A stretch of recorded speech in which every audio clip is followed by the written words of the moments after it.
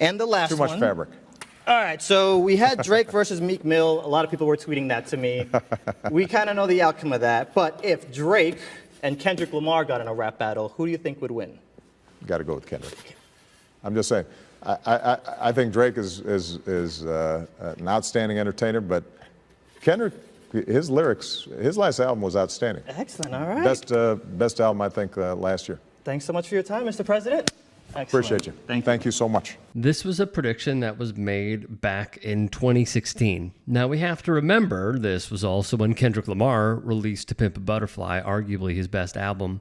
What's not been as widely discussed is this angle to the entire conversation. Kendrick Lamar performed at the Obama White House in 2016 on July 4th.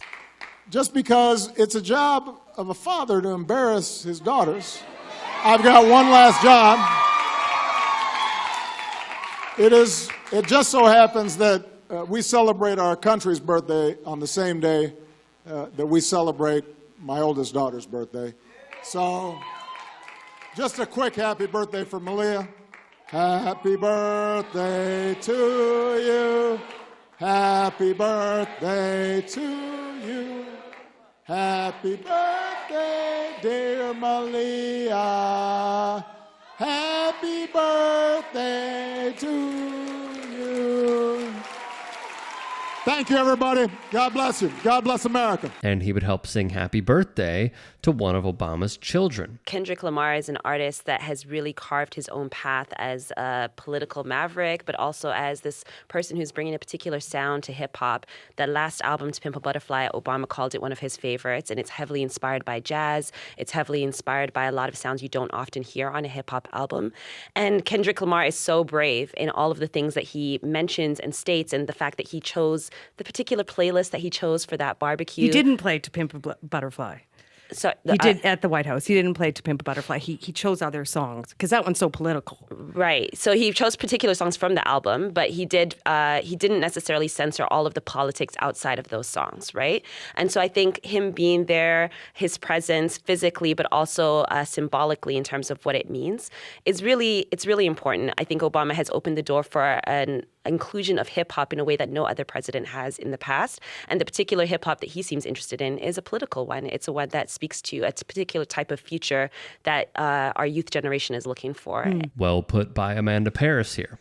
After the beef with Drake, where Kendrick clearly cemented himself as the winner, Obama gave an interview to Vic Blends and said this. Hey guys, quick break in the action. I have a new show coming out called The Rick Strom Show. It is going to be awesome. I'm interviewing musicians, athletes, producers, writers, journalists, authors, sports doctors. Go check it out at youtube.com/@TheRickStromShow. Also be sure to throw me a follow on Instagram, Threads, Blue Sky. It can all be found in the description box below. Thank you. And I do think that Kendrick has a unique status right now, not just because of this summer, but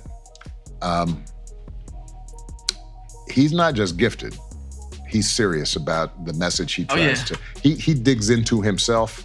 He digs deep. Which came in November of 2024. Another layer. The citation for the Pulitzer Prize in Music for distinguished musical composition by an American that has had its first performance or recording in the United States during the year. Awarded to Damn by Kendrick Lamar, a virtuosic song collection, unified by its vernacular authenticity that offers affecting vignettes capturing the complexity of modern African-American life. Congratulations, Kendrick Lamar.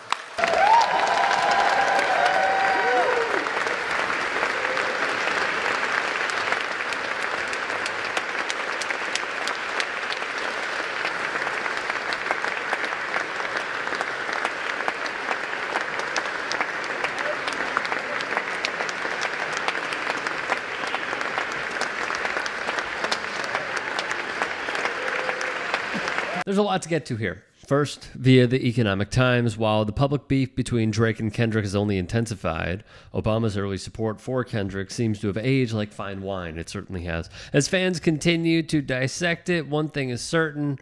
President Obama knew exactly who he was betting on. And with Kendrick's consistent lyricism and thought-provoking albums, it appears that Obama's prediction is standing the test of time. Yeah, this is like a Babe Ruth called his shot, but I will say it sort of feels a tad like favoritism.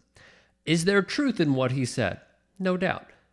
But when he has a connection to one guy over the other, like we've literally seen this with athletes in the media. Like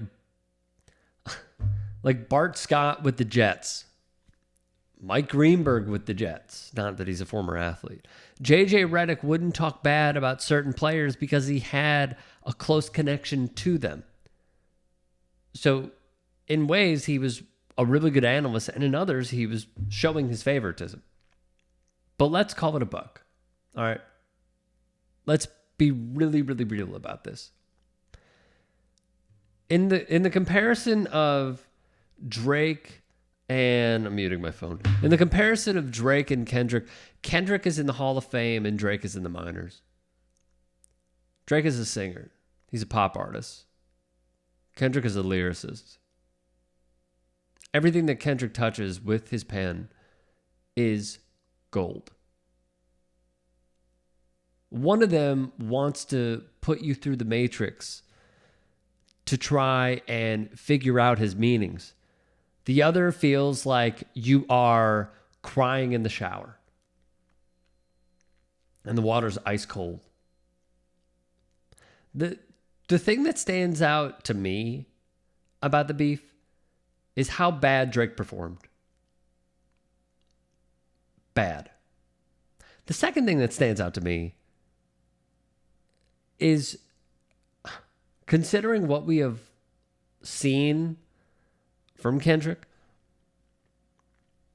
for decades, over a decade, and what we've seen with Drake, I'm still to this day shocked that he called Kendrick out. Talk about overplaying your hand. Talk about being overconfident.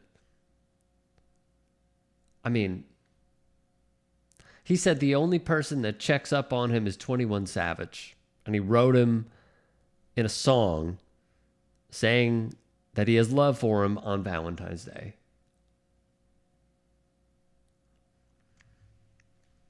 It was not even close. This beef was not even close.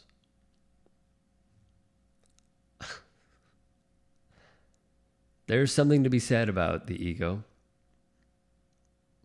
And for Drake, it could quite literally end your career.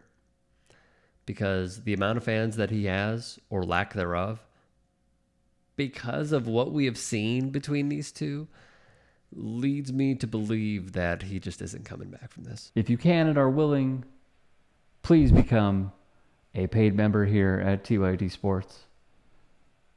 And or go to tyt.com/join. In addition, you can follow me on Twitter, Instagram, and TikTok. Appreciate it. Have a great day.